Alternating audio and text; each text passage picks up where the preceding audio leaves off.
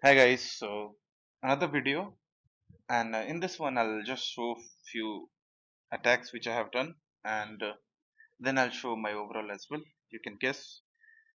So in this base, as you can see, the main idea is to go for this AD using the arrow, and once the AD has been gone, you have to spun everything from this angle. Whether you can go for this angle or whether you can go for this angle, and do not shy away to use your warden or what we call it an minion prince ability. Just press it as soon as you will be able to drop all the electro dragons. So as you will be seeing here, the moment I have dropped everything, I just went ahead with my warden and prince ability, both of them at one time. And here I send the duke.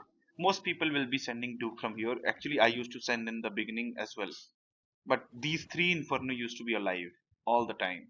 So I decided to send duke here because this path will be created by the electro dragons. This will be for the duke and this will be for the queen. So whatever I will be have to face in the end will be this angle, and for that I will have 4 revive.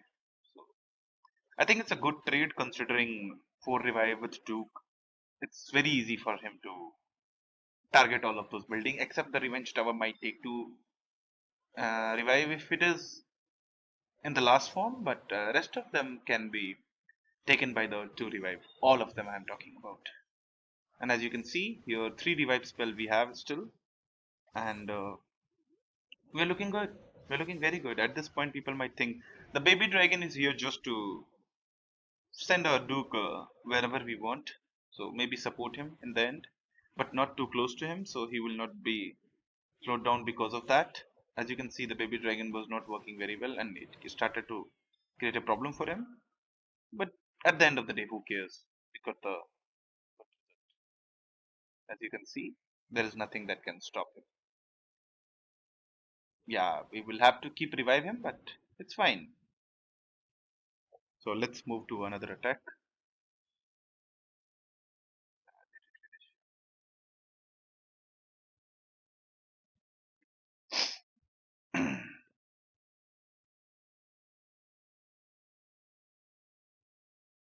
So in this one, you can see this has been finished very quickly. You can see 1 minute 20 seconds.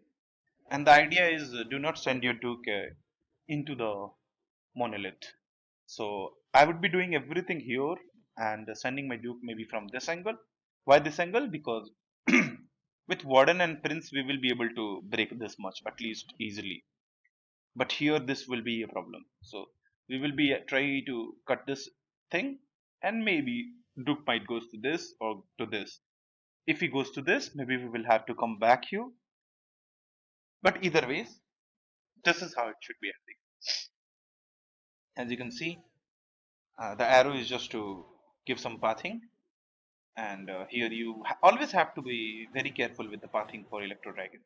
You can't just spam all at once.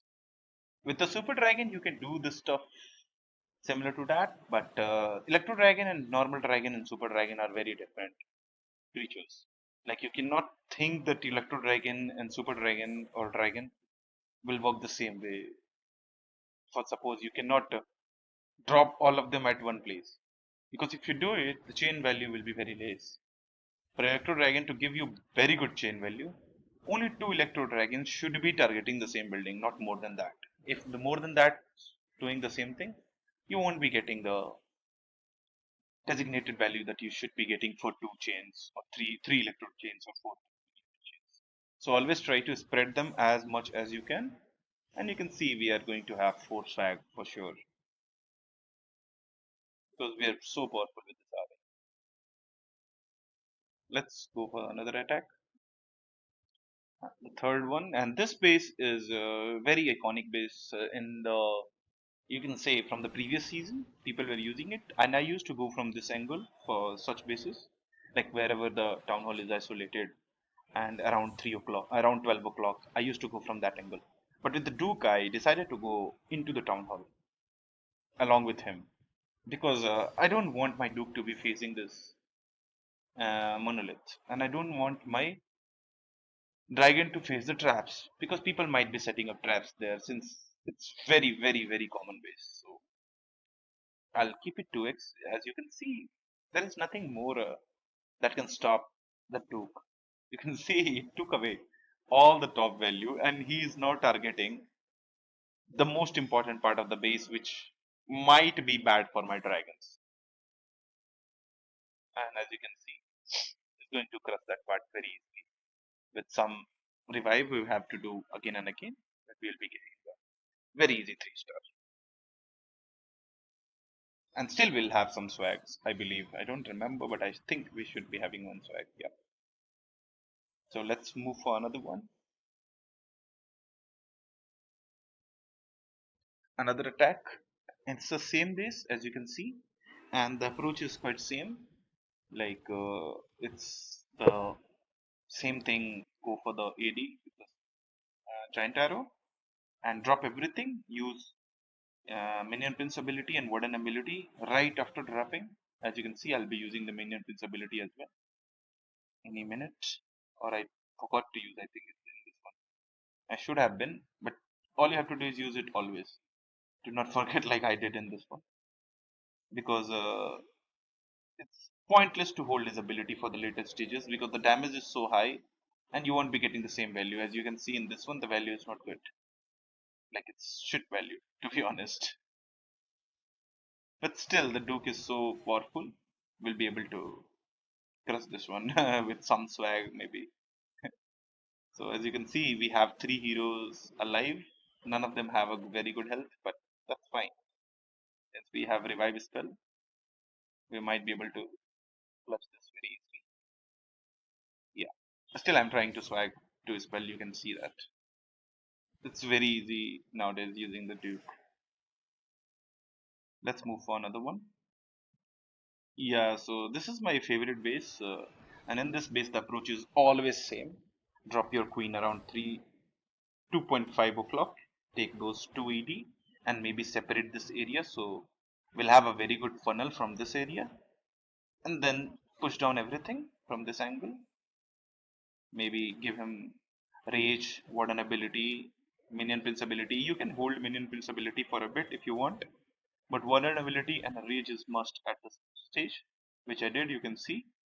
And after that, look for the minion prince to face the area that where you want your ability to be, like I did here. And I went with the Duke from that angle, so I'll be able to charge that monolith without any issue. Because the only thing that can kill him later on is the monolith. Nothing else will be able to take him down, unless and until there are so many packed defenses at once and he's coming, he's going back to back with King on the background who is taking his whole attention. Otherwise, he won't be dying to that. So you can see I still had 3 swag in this attack as well. So let's go for 2 fails which I did. So this is fail number 1, and I usually don't fail on this base. This is the most easiest base in the whole game. And what I did wrong in this one, I'll pause and I'll show it to you. At this stage, this was looking good since these 3 dragons had gone here and these some of the stuff had gone here, but still something was going into the center. So I was happy with it because I thought that I'll be able to handle it. But the bigger mistake was here that after my minion prince died, I should have revived him. Here I revived my warden. If I had revived my minion prince, he could have taken the monolith. Because the only thing that is bad for your duke is the monolith. And that caused me another revive spell, and that's why we were short of some spell to take out this AD. If we had only one spell, it would have been a 3-star. And the other one, I'll try to cover this one fast as well.